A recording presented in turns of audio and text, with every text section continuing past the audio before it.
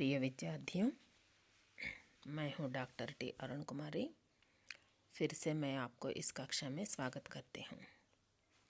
बेटा, इस कक्षा में हम पढ़ेंगे प्रयोजनमूलक हिंदी।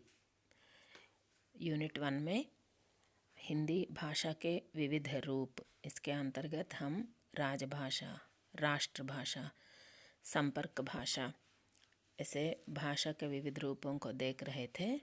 उसी के अंतर्गत आज हम देखेंगे प्रयोजनमूलक हिंदी। तो यह पाठ प्रयोजनमूलक हिंदी के बारे में सीखने से पहले भाषा की परिभाषा, इन विषयों को भी हम देखेंगे। सुनिए, भाषा क्या है? मनुष्य एक सामाजिक प्राणी है। अपने अस्तित्व को स्थापित करने के लिए एक दूसरे के संपर्क में आना अनिवार्य है। यह बात तो हम सब जानते हैं। मनुष्य एक सामाजिक प्राणी है, वह अकेला कभी भी रह नहीं सकता। तो अगर वह दूसरे व्यक्तियों के साथ रहना है, एक समाज में रहना है, तो उनके भावनाओं को इसे समझना चाहिए और अपने भावनाओं को दूसरों पर प्रकटित करना चाहिए। तो इसके लिए माने भावनाओं को एक दूसरे को व्यक्त करने के लिए जो एक माध्यम है, वह है भाषा। विचार विनिमय के लिए जिस साधन की आवश्यकता होती है, वही भाषा है। अभी तक मैं यही बताई थी कि अपने जो विचार हैं, उन विचारों को दूसरों तक पहुंचाने के लिए और दूसरों के विचारों को स्वीकारने के लिए जो एक माध्यम होती है, उसी को हम भाषा कहते हैं। भावों और विचारों को प्रकटित करने के लिए भाषा एक सशक्त माध्यम है। भाषा के 2 रूप हैं, मौखिक भाषा और लिखित भाषा, है ना। अपने भावनाओं को दूसरों तक प्रकटित करने के लिए भाषा एक सशक्त माध्यम है। माने भाषा के माध्यम से ही हम अपने विचारों, भावनाओं सबको दूसरों पर प्रकटित कर सकते हैं। चाहे वह दुख हो, विषाद हो, हर्ष हो, आनंद हो, उल्लास हो, कोई भी भाषा हो, शिक्षा हो, ज्ञान देना हो, कुछ भी हो, हम दूसरों को किस तरह प्रकटित करते हैं? भाषा के माध्यम से ही प्रकटित करते हैं। तो वैज्ञानिकों का मानना है कि भाषा के 2 रूप होते हैं, मौखिक भाषा, लिखित भाषा। इसका अर्थ क्या है? मौखिक भाषा का अर्थ है जो मुख से बोली जाती है, मतलब माटलाड़े भाषा, जिसके माध्यम से हम बोलचाल करते हैं, बोलते रहते हैं, उसको हम मौखिक भाषा कहते हैं। और लिखित भाषा मतलब जिस भाषा में हम लिखते हैं। बेटा, फिर से कहते हूँ, वो भाषा जो है अंग्रेजी हो, हिंदी हो, तेलुगु हो, तमिल हो, कन्नड़ हो, मलयालम हो, कुछ भी हो, लेकिन भाषा तो भाषा होती है। उस भाषा में बोलते हैं तो उसको मौखिक रूप कह सकते हैं, और कुछ लिखते हैं उसी भाषा में तो उसका लिखित रूप कह सकते हैं। तो भाषा की परिभाषा क्या है? भाषा की परिभाषा, डेफिनेशन ऑफ लैंग्वेज। देखिए, कई विद्वानों ने अनेक रूपों में भाषा को परिभाषित किया है। जैसे बहुत सारे विद्वान भाषा में प्रयोग करते रहे, है ना, खोज करते रहे, अनुसंधान करते रहे कि भाषा का प्राकृतिक रूप क्या होता था, पहले भाषा का विनिमय कैसा होता था। आप भी थोड़ा दिमाग चलाइए, आपको भी पता चल जाता है कि कबीरदास की भाषा किस तरह होती है ना। हम देखते हैं ना, प्राचीन पद्य, तो नई कविता, आधुनिक हिंदी। इससे पहले कौन सी भाषा होती थी? अवधी, ब्रज, ये भी हिंदी के रूप हैं, है ना, बोलियां हैं। तो इस प्रकार के माने भाषा के विभिन्न रूपों के बारे में अध्ययन करने वाले को भाषा शास्त्रज्ञ कहते हैं। तो इन भाषाविदों का मानना है, सब लोग भाषा के प्रति अपनी परिभाषा, डेफिनेशन व्यक्त करते हैं। देखिए, कामता प्रसाद गुरु, भाषा वह साधन है जिसके द्वारा मनुष्य अपने विचार दूसरों पर भली भांति प्रकट कर सकता है और दूसरों के विचार स्पष्टतया समझ सकता है। कामता प्रसाद गुरु जी, कामता प्रसाद गुरु आपका नाम है। हिंदी के उच्चतम भाषाविद हैं आप, तो आपका मानना क्या है कि जैसे हम पहले से कहते आ रहे हैं कि दूसरों के भावनाओं को ग्रहण करना और अपने भावनाओं को भली भांति माने अच्छी तरह दूसरों को प्रकटित करने के लिए हमारे पास जो साधन है उसी को आप भाषा मानते हैं। तो बाबूराम सक्सेना जी का मानना है कि जिन ध्वनि चिन्हों के द्वारा मनुष्य परस्पर विचार करता है उसे भाषा कहते हैं। भाषा जब तक मौखिक रूप में होती है उसको हम सुन ही सकते हैं, है कि नहीं। अगर कोई आपसे बोलना है, भाषा में पहली शर्त मानिए तो वो क्या है कि बोलना चाहिए। जब कोई बोले हम सुने।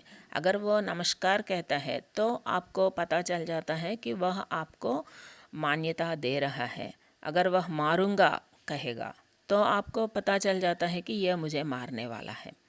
అంతే కదా నాన్న. ఒకళ్ళు వచ్చి మీకు నమస్కారం అంటే మీకు ఏమర్థమైంది, వాళ్ళు మనకి విలువ ఇస్తున్నారు. అదే ఒకడొచ్చి నిన్ను కొడుతున్నా అన్నాడు అంటే మనకేమర్థమైంది, వీడు మన మీద కోపంగా ఉన్నాడు. मतलब क्या है, अपने पर जो भी भावनाएं हैं उनको दूसरों तक प्रकटित करना। इसके लिए हमें क्या चाहिए, ध्वनि चिन्ह चाहिए। अम्मा, माँ ऐसे शब्द बोलेंगे तो पता चल जाता है कि वह एक स्त्री मूर्ति है जिससे हम जन्म लिए हैं, है ना। पिताजी माने ये सब शब्द कहाँ से आए, पा इकार मात्रा, पी ता दीर्घ, पिता, है ना। मतलब क्या है, कुछ ध्वनि चिन्हों के माध्यम से हम अपने भावनाओं को व्यक्त करते हैं, प्रकट करते हैं, उसको भाषा कहते हैं। बाबूराम सक्सेना जी। भाषा की संरचना क्या होती है। भाषा में ध्वनि, अक्षर, शब्द, वाक्य आदि के माध्यम से विचार व्यक्त किया जाता है। किस प्रकार हम भाषा को प्रकट करते हैं, कुछ ध्वनियाँ होती हैं, कुछ अक्षर होते हैं, शब्द बनते हैं उनके माध्यम से, है ना। ये शब्द जो हैं वाक्य।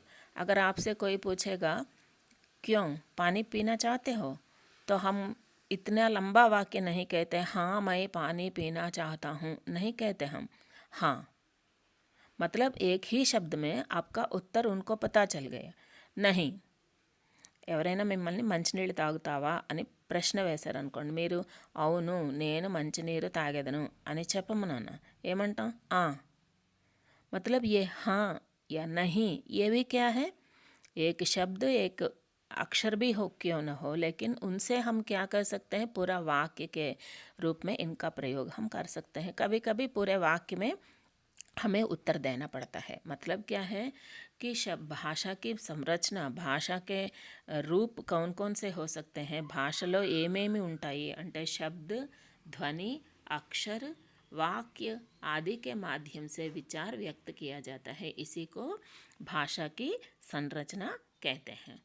देवनागरी लिपि के समान कोई वैज्ञानिक लिपि विश्व में नहीं है। यह बात तो सब लोग मानते हैं कि देवनागरी जैसी लिपि, जिस लिपि में हम हिंदी को लिखते हैं, మీకు ఈ తేడా కూడా తెలుస్తుంది కదా నాన్న.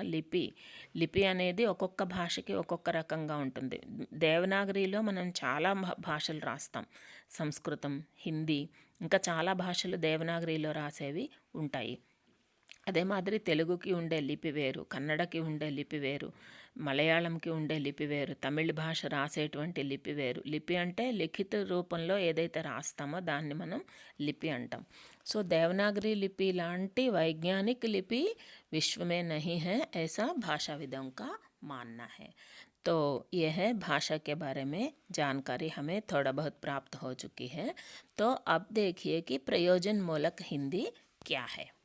देखिए, प्रयोजन मूलक हिंदी शब्द फंक्शनल लैंग्वेज के रूप में प्रयुक्त किया जा रहा है। प्रयोजन मूलक हिंदी को हम कैसे इसको समझाएं किसी को कि फंक्शनल लैंग्वेज, जिस फंक्शन के लिए हम उसका उपयोग करें उसी को प्रयोजन मूलक हिंदी कहते हैं। इसका अर्थ है जीवन की विभिन्न आवश्यकताओं की पूर्ति के लिए उपयोग में लाई जाने वाली भाषा। विभिन्न प्रकार के उपयोगों के लिए भाषा का प्रयोजन क्या है, किस విషయం में हम భాషా का ఉపయోగ करें, మనం ఏ సందర్భంలో భాషను వాడతాము అంటే దానికి లిమిట్లెస్ అంటాం కదా నాన్న. అసీమిత హై.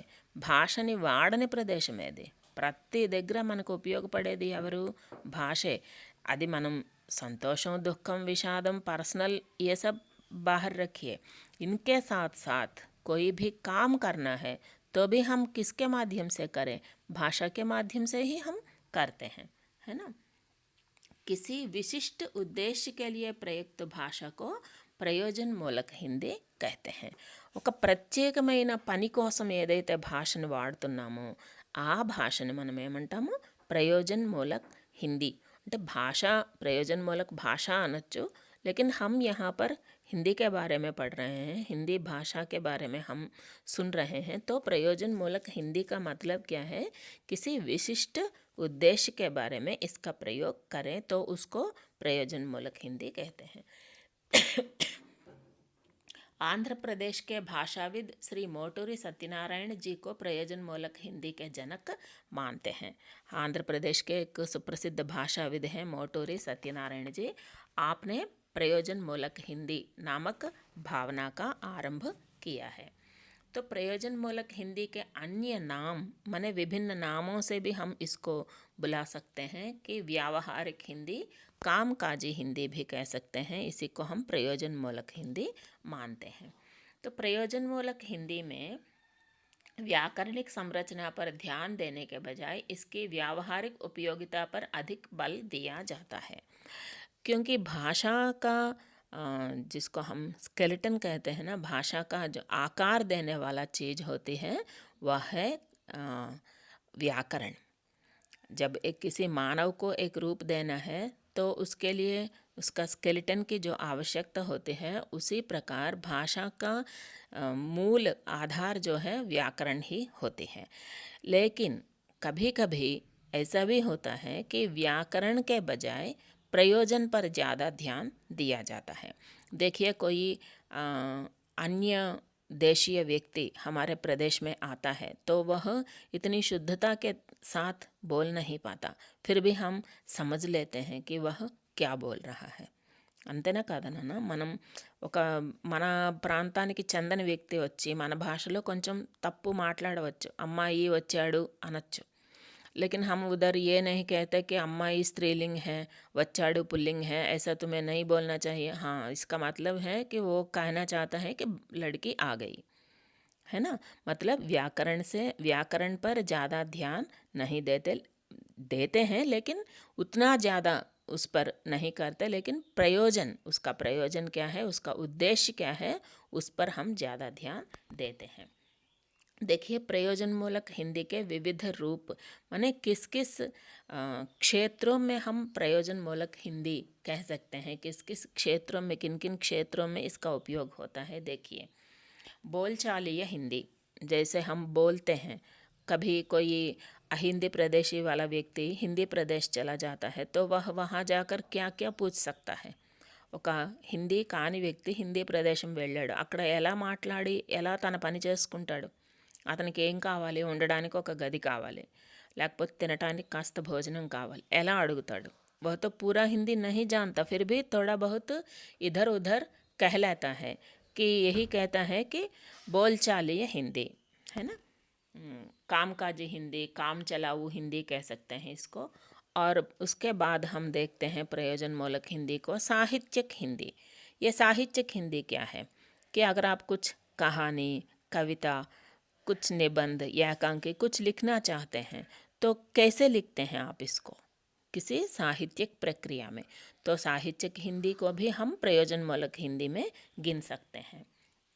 वाणिज्य व्यापारी हिंदी, आप में से, हम में से कोई बिजनेस करना चाहता है, व्यापार करना चाहता है, तो वहाँ जिन शब्दों का उपयोग किया जाता है ऐसे शब्द दैनंदिन जीवन में उनका कोई मतलब नहीं होता. अब आप में से कोई अगर व्यापारी हो तो आपको पता चल जाता है कि अगर आप कोई ऑटोमोबाइल शॉप रन करते हैं, देखिए तो उस समय आप किन किन शब्दों का प्रयोग करते हैं. ऐसे शब्द पाठशाला में इनकी कोई आवश्यकता नहीं होती, या कोई बस में इसकी आवश्यकता नहीं होती, कोई ट्रेन में चलते समय इसकी आवश्यकता नहीं होती. समझ गए ना बेटा आप? माने जिस क्षेत्र में आप काम कर रहे हैं उस क्षेत्र में जिस तरह की भाषा का उपयोग करते हैं इसको ప్రయోజనమూలక హిందీ कहते हैं. అంటే మనం ఏ ప్రదేశంలో నివసిస్తున్నాము, ఏ ప్రదేశంలో పని చేస్తున్నాము, అక్కడకు సంబంధించిన భాషని మనం దేనిని వాడుతున్నాము. బిజినెస్ చేసేటువంటి వ్యక్తి వాడే పదాలు వేరు, హాస్పిటల్లో వాడే పదాలు వేరు. ఆ పదాలకి ఈ పదాలకి ఏమీ సంబంధం ఉండదు. मतलब अस्पताल में जिन शब्दों का विनिमय करते हैं वे अलग हैं और व्यापारिक क्षेत्र में जिन शब्दों का प्रयोग करते हैं वे अलग हैं. उसी प्रकार कार्यालयी हिंदी, अगर आप कुछ कार्यालय में जाते हैं तो वहाँ कुछ शब्दों की आवश्यकता अलग से होती है. जब आप रेवेन्यू में जाइए अलग शब्दों का प्रयोग होता है ना. आप कोई कलेक्टरेट में जाइए वहाँ कुछ विभिन्न शब्द होते हैं. इस प्रकार कार्यालयीन हिंदी अलग है. जनसंचार माध्यम के लिए हिंदी, अगर आप पत्रिका में काम करते हैं या पत्रिका के लिए आप जाते हैं तो वहाँ कुछ विभिन्न शब्दों का प्रयोग. మీరు ఒక న్యూస్ పేపర్ దగ్గరకు వెళ్ళారు, उसी प्रकार आप टीवी या दूरदर्शन के माध्यम से जाएं या कुछ व्हाट्सएप वगैरह मोबाइल फ़ोन में आप देखें, यूट्यूब में देखें. माने जहाँ पर जिन शब्दों का प्रयोग होता है वह वहाँ की विशिष्टता होती है. అక్కడ ప్రయోగించేటువంటి పదాలు వేరేగా ఉంటాయి, వాటి అవసరాలు కూడా వేరేగా ఉంటాయి. समाज शास्त्रीय हिंदी, अगर आप कोई कुछ अनपढ़ व्यक्तियों के साथ आपको मिलना है, ఒక గ్రామంలో మీరు ఒక సభ చేస్తున్నారు, అప్పుడు ఆలోచించండి మీరు వాడే పదాలు ఏముంటాయి. అక్కడ పెద్ద పెద్ద సమాసాలు అటువంటివి వాడము. मतलब जिन लोगों के साथ हम काम कर रहे हैं उनको जिन शब्दों की आवश्यकता होती है ऐसे शब्दों का ही हम प्रयोग करेंगे. तकनीकी हिंदी, देखिए अगर आप बीटेक पढ़ रहे हैं, है ना, उस सब्जेक्ट में आपको कौन कौन से शब्दों का प्रयोग होना है ऐसे ही शब्द सिखाते हैं और आपको भी उन्हीं शब्दों की आवश्यकता होती है. మీరు గమనించండి నాన్న, 1వ తరగతిలో ఉండే పాఠంలో ఉండే పదాలు पीजीలో ఉండే పాఠంలో ఉండే పదాలు ఒకలా ఉండవు కదా. वाक्य निर्माण कैसे होता है, शब्द कैसे होते हैं, आपको समझ में आ गया होगा कि प्रयोजनमूलक हिंदी का मतलब क्या है. तो ప్రయోజనమూలక హిందీకి విశేషతాएं మీకు అర్థమైందని అనుకుంటున్నాను నాన్న. విభిన్న कार्यालयाల్లో కానీ प्रदेशाల్లో కానీ डिफरेंट डिफरेंट प्लेसेसలో किस प्रकार हम किन किन शब्दों का विनिमय करते हैं. కోర్టులో ఉండే పదాలు, కోర్టుకు వెళ్ళినప్పుడు మీకు కొన్ని పదాలు మనకు అర్థం కావు, ఇది ఏంటి అని అడిగి తెలుసుకొని ఆ పదం అక్కడ ఎలా వాడాలి, అక్కడ వాళ్ళు చెప్పే ఆ పదాలు కానీ వాక్యాలు కానీ మనకి రోజువారీ జీవితంలో ఉపయోగపడవు, కానీ కోర్టు వాళ్ళకి అవి రోజువారీ జీవితమే. అలాగే బస్సు ఉంది, బస్సులో ఏమేం పదాలు వాడతారు, కండక్టరు, డ్రైవరు, ఎవరు వీళ్ళు అంటే మనం జిస్ ప్రకార్ కిసి ఏక్ క్షేత్రమే ఒక సెక్షన్లో ఏ విధంగా మాట్లాడతారు, ఉన్ సబ్ శబ్దోं को हम प्रयोजनमूलक हिंदी कहते हैं. तो प्रयोजनमूलक हिंदी की विशेषताएं क्या है, देखिए. प्रयोजनमूलक हिंदी भारत के अनेक कार्यों के लिए प्रयुक्त हो रही हैं, जैसे प्रशासनिक, विधि, वाणिज्य, व्यवसाय, दूरसंचार, पत्रकारिता आदि. हम भारत में प्रयोजनमूलक हिंदी को देखें, हिंदी भाषा के विषय में अगर हम देखें तो भारत, पूरे भारत में वह प्रशासन के समय అంటే एडमिनिस्ट्रेशन అంటాం కదా నాన్న, ప్రశాసన के समय विधि, विधि का मतलब है లా, కోర్టులు, చట్టాలు, వీటి విషయంలో. वाणिज्य, बिजनेस जिसको कहते हैं. व्यवसाय, जो भी आप कार्य करते हैं, వ్యవసాయ అంటే తెలుగు వ్యవసాయం కాదు నాన్న, తెలుగులో వ్యవసాయం जिसको एग्रीकल्चरल कहते हैं ना, एग्रीकल्चर जो है कृषि बोलते हैं. व्यवसाय का मतलब है कार्य, कर्म करना. आप जो भी नौकरी करते हैं उसको व्यवसाय कहते हैं. दूर संचार, अगर आप किसी को कोई फ़ोन करना है इससे संबंधित चीज़ों पर. पत्रकारिता, जर्नलिज्म जिसको कहते हैं ना, इन सब विषयों पर हम प्रयोजनमूलक हिंदी को पूरे भारत में विनिमय करते आ रहे हैं. प्रयोजनमूलक हिंदी की विशेष और पृथक शब्दावली होती है. अलग अलग प्रदेशों में अलग अलग शब्दावली, उसको अन्य क्षेत्रों में कोई उपयोगिता नहीं होती. जिन शब्दों को हम न्यायालय या कोर्ट में विनियोग करते हैं उनको सिनेमा थिएटर में उनकी कोई मतलब नहीं होती है कि नहीं. जिन शब्दों को हम प्लेग्राउंड या मैदान में विनिमय करते हैं उनको और कोई बस में या कोई कार में उनके उपयोग नहीं होते। అంటే ఎక్కడ ఏ పదాలు उनके लिए పృథక్ శబ్దావళి होती है, సపరేట్గా కొన్ని పదాలు అనేవి వాళ్ళ కోసం ఉంటాయి। इसमें వాక్య రచన విశిష్ట होती है, వాక్య నిర్మాణం కూడా రోజువారీ మాటల్లాగా ఆ మాటలు ఉండవు। మీకు ఒక జువాలజీ పాఠం చెప్తున్నప్పుడు హిందీలో అక్కడ ఏం పదాలు వాడాలి అవి వాడతారు। अगर आप कोई मेडिसिन कर रहे हैं हिंदी में, देखिए अगर आप कोई अस्पताल जाते हैं तो वहाँ हिंदी प्रदेश में अगर आप अस्पताल जाइए तो वो कौन से प्रश्न पूछेंगे आपसे। मतलब इन सारे शब्दों का हमें वहाँ ही पता चलता है, बाहर कहीं भी इन शब्दों की कोई ज़रूरत ही नहीं होती। प्रयोजनमूलक हिंदी एक साधन है कि नहीं बेटा। जितने भी भाव हैं, जितने भी विचार हैं, करोड़ों लोग हैं तो उनसे 10 करोड़ या 12 करोड़ ज़्यादा ही विचार पैदा होते हैं। इन सब विचारों को व्यक्त करने वाली भाषा देखिए कितनी सशक्त है। इसमें विचारों की प्रमुखता है। हम पहले ही कहते आए हैं कि इसमें विचारों की प्रमुखता होती है। भाषा, व्याकरण, इन सबसे ज़्यादा विचार या भावनाओं को प्रमुखता दी जाती है। वैधानिकता, कार्यालयीन, औपचारिकता और भाषिक मानकता इसके विशिष्ट गुण हैं। वैधानिकता विधि के अनुसार होती है ये। कार्यालयीन माने कुछ शब्द ऐसे ही होते हैं कि कार्यालयों में ही इसका विनिमय होता है। औपचारिकता माने इसमें कोई प्यार के साथ बोलने की क्या ज़रूरत है। अगर कुछ कविता लिखना है तो उसमें कुछ प्यार, दुख, बाधा इसको व्यक्त कर सकते हैं। लेकिन यह कोई खाट बनानी है तो उसमें प्यार की क्या ज़रूरत। मतलब भाषा में वहाँ पर हमें कोई भावनाओं से ज़्यादा उन शब्दों का विनिमय अधिक होती है। और भाषिक मानकता माने जो शब्द का प्रयोग करना है उसी शब्द का प्रयोग करने से वह अर्थ निकलता है। जैसे हम चांद कह सकते हैं, चंद्रमा भी कह सकते हैं, लेकिन अगर कुछ खाट बनाना है तो वहाँ पर कोई लकड़ी का इस्तेमाल करना है तो उस लकड़ी का नाम वही होगा, उसके लिए दूसरे शब्दों का प्रयोग हम नहीं कर सकते, है ना। इसको मानकता कहते हैं। इसका संबंध जीविकोपार्जन से है। सबसे प्रधान लक्षण यही है कि जीविकोपार्जन माने हम कुछ कमाएं, कुछ खाएं। इसके लिए जिस भाषा का प्रयोग करते हैं, माने हम सब यही सोचते आ रहे हैं कि भाषा का उपयोग जो है वह कोई काव्य लिखने के लिए, कविता लिखने के लिए मात्र सीमित है। लेकिन यहाँ पर हम यही देख रहे हैं प्रयोजनमूलक हिंदी के माध्यम से कि इससे हम जीविकोपार्जन भी पा सकते हैं। मतलब हम कोई नौकरी ढूंढ सकते हैं, उसके माध्यम से हम कुछ पैसे कमा सकते हैं, खा पी सकते हैं। इस तरह हम देखें तो प्रयोजनमूलक हिंदी जो है हमारे लिए बहुत ही महत्वपूर्ण मानी जाती है।